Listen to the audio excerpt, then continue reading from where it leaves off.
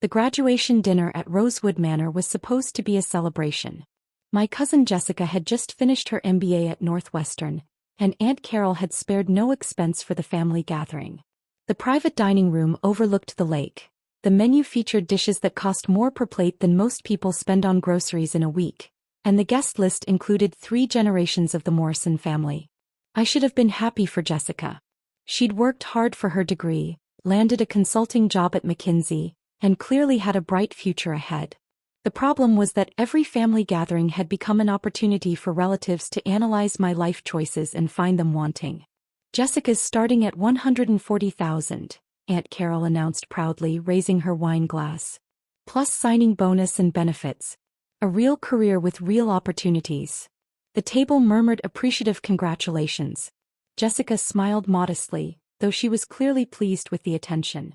At 26, she represented everything the family considered success: prestigious education, corporate job, clear advancement path. I sat at the other end of the table, quietly eating my salmon and listening to the familiar rhythm of family expectations. At 29, I was the one who disappointed everyone by choosing a different path. "And what about you, Alex?" Uncle Robert asked, turning his attention my way with the slightly forced enthusiasm relatives use when addressing family disappointments. "Still working on your little projects?" The little projects reference made me smile internally. It was how they described my work for the past 7 years, ever since I'd graduated from college and declined the corporate recruiting offers that had impressed them so much. "Still keeping busy," I replied diplomatically.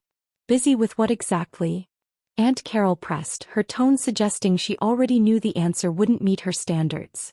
"Last I heard you were doing something with computers?" "Technology consulting," I clarified. "I help companies optimize their digital infrastructure and investment strategies." Jessica leaned forward with genuine interest. "That sounds fascinating. What kind of companies?" Before I could answer, Aunt Carol waved dismissively. "It's one of those internet things. Websites and apps and whatever. Not a real business." Uncle Robert nodded knowingly. "The problem with that industry is there's no stability. Today's technology is obsolete tomorrow. You need something with solid fundamentals." "Like hospitality," Aunt Carol added, gesturing toward the elegant dining room around us. "People will always need places to stay, quality service, real experiences. That's why our hotel chain has been profitable for 15 years. She wasn't wrong about the profitability. Morrison Hospitality Group had grown from a single boutique hotel to a chain of 12 properties across the Midwest. Aunt Carol had built it methodically, focusing on business travelers and weekend getaways in second-tier cities. It was impressive work and genuinely successful. What she didn't know was that I'd been studying her business model for years. Not out of family loyalty, but because Morrison Hospitality represented exactly the kind of traditional industry that technology disruption could transform. They'd built their success on information asymmetry, location advantages, and customer service differentials that were increasingly obsolete in the digital age. "The key," Uncle Robert continued, "is building something tangible. Hotels, restaurants, retail spaces. Things people can see and touch. Real assets," Aunt Carol agreed. "Not computer files that could disappear overnight." Cousin David, Jessica's older brother, joined the conversation from across the table. "Alex, no offense, but don't you think it's time to consider a more traditional career path? You're almost 30. The comment stung, though I tried not to show it. The assumption that my age somehow invalidated my choices was familiar territory in family discussions. "I mean," David continued, "what's your 5-year plan? Your 10-year plan? How do you build wealth and stability with internet consulting?" It was a fair question, delivered with what seemed like genuine concern. David worked in commercial real estate, owned a house in the suburbs, drove a BMW, and represented everything the family considered responsible adulthood. "Those are important considerations," I agreed, not wanting to start an argument at Jessica's celebration dinner. That's when Aunt Carol delivered the verdict that would change everything. She set down her wine glass with the definitive click that always preceded her most authoritative pronouncements. Her expression was patient but firm, like a teacher explaining basic concepts to a struggling student. "Alex, honey," she began, using the tone she'd perfected over 15 years of family gatherings, "I think we all care about you too much to keep pretending this is working. The table went quiet, sensing that something significant was about to be said. "You're a smart person," she continued, "but you're living in a fantasy. This whole entrepreneur thing, the technology consulting, the flexible lifestyle, it's not sustainable." Uncle Robert nodded supportively. "Carol's built a real business. She understands what it takes. The hospitality industry requires serious capital, operational expertise, regulatory compliance, staff management," Aunt Carol explained. "Real business skills that take years to develop." She looked around the table, gathering support from relatives who'd been having similar conversations about my career choices for years. "What you're doing isn't entrepreneurship," she concluded with absolute certainty. "It's playing pretend. Stop playing pretend entrepreneur and get a real job like normal people." The relatives nodded in agreement, their expressions mixing concern with relief that someone had finally said what they'd all been thinking. Jessica looked uncomfortable, probably wishing her graduation dinner hadn't become an intervention about my life choices. I simply said, "Good advice." The conversation moved on to other topics. Jessica's apartment search in Chicago, David's real estate deals, plans for the family vacation. I continued eating quietly, participating when directly addressed, but mostly listening to discussions about careers and life paths that made sense to everyone except me. After dinner, I congratulated Jessica privately and drove home to my modest apartment, thinking about Aunt Carol's comments. The "pretend entrepreneur" phrase echoed in my head, along with the certainty in her voice when she dismissed everything I'd worked toward for 7 years. What she didn't know, what none of them knew, was exactly what I'd been building during those 7 years of playing pretend. It had started during my senior year of college when I developed a simple app for managing study groups. Nothing revolutionary, just a tool that helped students coordinate schedules and share resources. But it had taught me about user experience, market research, and the gap between what people said they wanted and what they actually used. After graduation, I turned down corporate job offers and used the app development skills to start freelance consulting. Small projects at first, helping local businesses build websites, optimizing their online presence, developing simple software solutions for operational problems. The work was interesting and profitable, but more importantly, it gave me insight into how traditional businesses operated and where technology could create efficiencies. I started seeing patterns across industries, understanding how digital transformation could unlock value in unexpected places. By year 3, I wasn't just building websites. I was analyzing business models, identifying investment opportunities, and developing strategies for technology-driven growth. The consulting work was funding a much larger project, building an investment portfolio focused on companies that were transforming traditional industries. By year 5, that portfolio was worth $12 million. By year 7, it had grown to over $200 million. And as of this month, my technology-focused investment portfolio was valued at approximately $750 million. None of my family knew, of course. Why would they?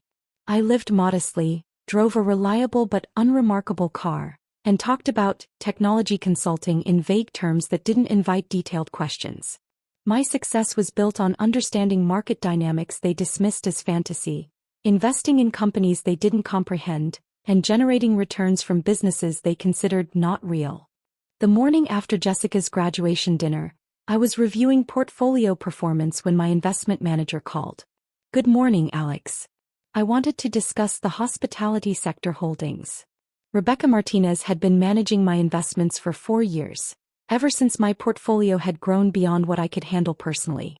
She was brilliant, discreet, and completely focused on results rather than explanations. "What's the situation?" I asked, though I suspected I knew where the conversation was heading. "Several of our positions are underperforming projections. Traditional hotel chains, restaurant groups, hospitality management companies. The sector is facing significant headwinds from technology disruption." I pulled up the relevant files on my computer, scanning performance data for companies I'd been tracking for months. The numbers told a clear story. Traditional hospitality businesses were struggling to compete with platform-based alternatives that offered better pricing, more flexibility, and superior user experiences. "What's your recommendation?" "Divest the entire sector. $750 million in holdings, representing about 43% of your current portfolio. The capital could be redeployed to higher growth opportunities in fintech and sustainable technology." I looked at the list of companies we'd be selling, noting which ones supplied services to Morrison Hospitality Group. Aunt Carol's business was built on relationships with exactly the kind of traditional suppliers and service providers that were becoming obsolete. Execute the divestiture, I decided. Full liquidation by end of week. All $750 million? All of it. What I didn't mention was that the hospitality sector divestiture would do more than just improve my portfolio performance. It would also eliminate funding for the suppliers, service providers, and business partners that companies like Morrison Hospitality Group depended on for their operations. Rebecca handled the logistics with her usual efficiency. By Wednesday, every hospitality-related holding in my portfolio had been sold. $750 million moved from traditional hotel and restaurant companies to technology investments that were generating 20 to 30% annual returns. The market reaction was immediate. Thursday morning, Aunt Carol called me for the first time in months. "Alex, I need to ask you something strange." Her voice was tight with stress I'd never heard before. "Do you know anything about investment funds or institutional investors?" "Some," I replied carefully. "Why?" "Our suppliers are having problems. The linen service company, the food distributor, the maintenance contractors, they're all saying they've lost major funding and might have to reduce operations or raise prices." I made appropriate concerned noises while opening my laptop to check the specific companies she was mentioning. All of them had been part of my hospitality sector holdings. "It's weird," she continued. "It's not just one or two companies. It's like someone pulled funding from the entire industry all at once." "That does sound unusual," I agreed. "Morrison Hospitality depends on these relationships. If our operating costs increase by 20 or 30% because suppliers are struggling." She didn't finish the sentence, but I understood the implication. Her profit margins would disappear. Friday afternoon, the situation escalated. "Alex." Aunt Carol's voice was barely controlled panic. "I need help. Professional help. Do you know anyone in finance or business consulting?" "What's happening?" "Our bank called. They're reviewing our credit lines because they're concerned about hospitality sector stability. 3 of our major suppliers have declared bankruptcy. Our insurance company is raising premiums. It's like the entire industry is collapsing." He was right, of course. When institutional investors withdraw $750 million from a sector, the ripple effects can be devastating. Companies that depended on that funding for operations suddenly couldn't meet payroll, fulfill contracts, or maintain service levels. "Is there anything I can do to help?" I asked. "I don't know. Maybe. You said you do technology consulting. Do you understand financial systems? Investment analysis? Business restructuring?" It was an opening I'd been waiting 7 years to receive. "I have some experience with those areas," I said. "Would you like me to take a look at Morrison Hospitality's situation? Could you? I know I know the family hasn't always been supportive of your career choices. But I'm desperate. I don't know who else to ask." Sunday afternoon, I met Aunt Carol at her corporate office for the first time since I'd been a college student. The Morrison Hospitality Group headquarters was modest but professional, a reflection of her practical approach to business development. She'd prepared comprehensive financial statements, operational reports, and strategic analyses that demonstrated both her business competence and the seriousness of her current crisis. Morrison Hospitality was genuinely successful, but it was also completely dependent on industry relationships that were dissolving in real time. "The numbers look solid," I told her after reviewing everything. "But you're right about the sector-wide problems. Someone did pull major funding from hospitality investments this week." "Do you know who?" I considered how to answer that question honestly. "I have some insight into the institutional investment patterns that caused this disruption. Could you help us navigate it? Maybe find alternative suppliers, restructure our service contracts, identify new funding sources?" "Possibly. But it would require significant strategic changes.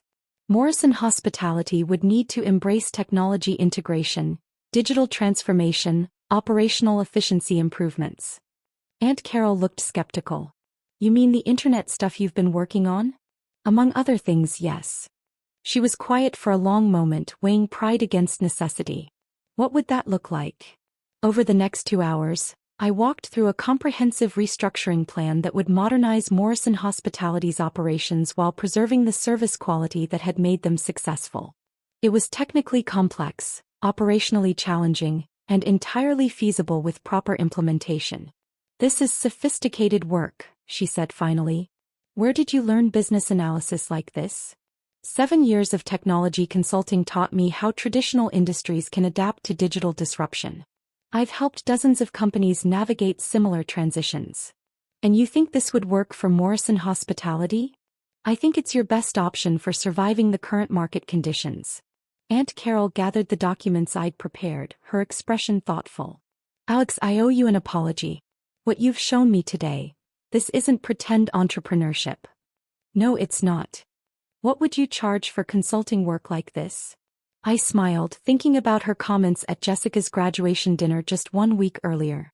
"My standard rate is $250,000 for comprehensive strategic restructuring." Her eyes widened. $250,000? Plus equity participation if the plan succeeds. Usually 5 to 10% ownership stake. "You charge that much for technology consulting?" "I charge that much for saving companies from industry-wide disruption caused by institutional investment withdrawal." The irony hit her all at once. The pretend entrepreneur she'd dismissed was now offering to save her business from the very market forces I'd helped create. "The investment withdrawal," she said slowly. "Do you know who was behind it?" I looked out the window at the Morrison Hospitality building, thinking about 7 years of family gatherings where my career had been dismissed as fantasy while I'd been building a portfolio worth $750 million. Someone who understood that traditional hospitality businesses were vulnerable to technology disruption and decided to reallocate capital to higher growth opportunities. "Do you know them personally?" "You could say that." Aunt Carol was quiet for a long moment, processing implications that extended beyond business restructuring. "Alex, exactly how successful has your technology consulting been?" "Successful enough to fund strategic investments in multiple sectors while maintaining a primary portfolio value of approximately $750 million. The silence in that room was complete. $750 million? As of Friday's market close. "And you're offering to help Morrison Hospitality survive a crisis that your investments, that my investment strategy inadvertently created?" "Yes." Aunt Carol looked at the strategic analysis I'd prepared, then back at me. "Why?" It was a fair question. Why would I help fix a problem I'd caused?